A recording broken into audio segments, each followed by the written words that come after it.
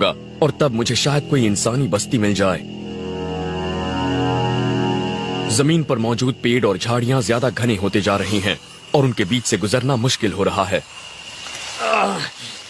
ये झाड़ियां बहुत घनी हैं और अब ये दूसरे जंगल के ठीक बीचों बीच हैं। ऐसे जंगल में दिशा भटक जाना जानलेवा हो सकता है। इस इलाके में होने वाली 5 में से करीब 1 मौत इसलिए होती है क्योंकि सैलानी हड़बड़ाकर भटक जाते हैं। इन झाड़ियों के बीच से निकलना बहुत मुश्किल हो रहा है, पर मेरे लिए ये रास्ता फायदेमंद है क्योंकि ये